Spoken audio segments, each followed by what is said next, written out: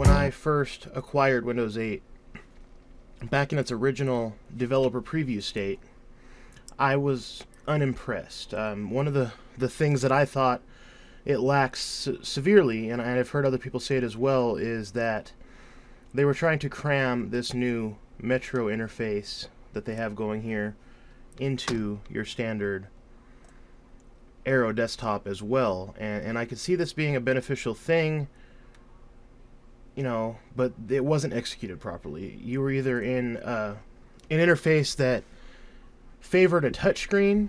When I first received this, you had to run your mouse across and drag and click like it was a finger almost, which was very irritating. You had to drag a lock screen across the screen to unlock your computer like it was a phone. And then, of course, when you were back in your Aero normal Windows desktop, it wouldn't be optimized for touchscreen. I will say that in this latest version of the preview I have acquired, they have fixed a lot of those issues, and I'm actually quite impressed with where Windows 8 is going. The first thing that I noticed that may seem minor, but it was a major change for me, was when I go into this Metro desktop here that they have when you first load Windows 8. You can use your mouse wheel to scroll back and forth. Obviously, there would normally be several pages of apps. In this case, there isn't, because I just installed this earlier today. But it's very convenient just by going on the wheel of the mouse. You can also go down here and you can drag this little bar across, or use the arrows like on a typical web browser. This makes it a lot more convenient, and I'm actually becoming a fan of Windows 8 simply due to that. You know, that was a major turning point there, to actually make it more accessible through a desktop environment.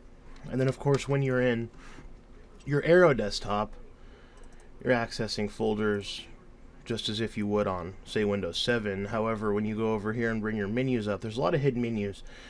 You would get something that you would seem almost native to a touchscreen environment with the clock coming up, but however, it is accessible through a desktop computer just as well. I could honestly see myself using Windows 8 with a mouse, and I couldn't see that before. So you can bring up the ability to bring up your settings panel. This would be like where you would go into control panel, personalization, etc. Shows your wireless network, shows volume, power, on-screen keyboard display, things like that. If you bring up one of these menus, you're almost getting into the same type of desktop as you, or not desktop, the same type of control panel as you would have in previous versions of Windows, which I like from a control panel standpoint. And I also could see it being a little bit inconvenient in a touchscreen environment. I don't know if they're planning on adding onto this or not, but irregardless, I don't think it's a big enough deal that it would deter people from not using it. And I was playing around with the People app here today, for example, and basically this brings up my I have a link to my Facebook page. I don't personally have a Twitter or a lot of the other social networking sites myself, but if you do, you can add them into this People app. And I'll go through here and I can see all of my news feeds popping up right here as they come in real time. I see all this coming in, and then I also go through my own news feeds and my own pictures. I'm not going to get too much into that. I can go through my friends here and see who all is available there. One of the other great features that comes with Windows 8 is you have this SkyDrive app. And what that is that's basically the cloud. It's just like Apple uses, and a couple of Ubuntu Linux users use it quite often as well. You get 5 gigabytes of free storage space in the cloud. I can access this from any Windows mobile device, and I believe there is apps to access this through Android and through macOS as well. But I can basically share pictures, documents, movies, anything I want, and access them remotely on the cloud, which is, I haven't really gotten into using much, but I think it's definitely a really great feature that's going to become more used here in the near future. I can pull up other apps here. We have things like weather. So you can see here we have the weather app loaded, and it shows the weather in my area, Spokane, Washington.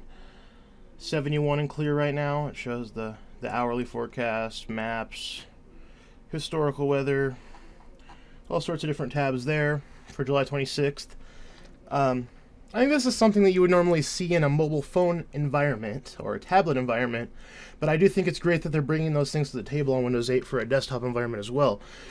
And also, I'd like to know that I am strictly reviewing this from a desktop environment. I don't personally have a touchscreen tablet at the moment that I can install Windows 8 on, so I'm really not reviewing it from a tablet standpoint, but I can see how this would be beneficial in a tablet.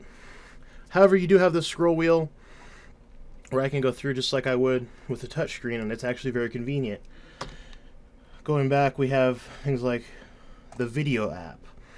I believe this is going to be something like a Netflix type thing, where you'll be able to get TV shows, movies, things of that nature.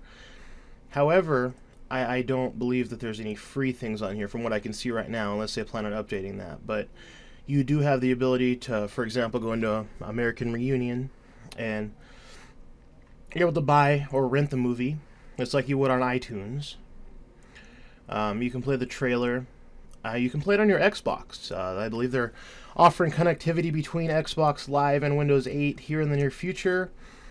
And you're going to be able to go through on your computer and pick the media that you would like to watch on your Xbox or on your TV and share that directly with it.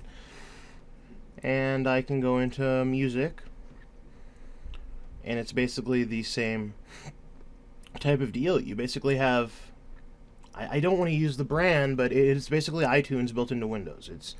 They've really taken that platform and ran with it. I can go and select an album here and purchase that directly on iTunes to download into my music folder, or I can also play that on my Xbox 360 or Xbox 720 here, I'm assuming soon, and I can get music through this app. And we have the sports app, basically just sports news, app preview for that. I'm assuming they'll add more to this shortly, but it does show the headlines and sporting news for the day and for the week.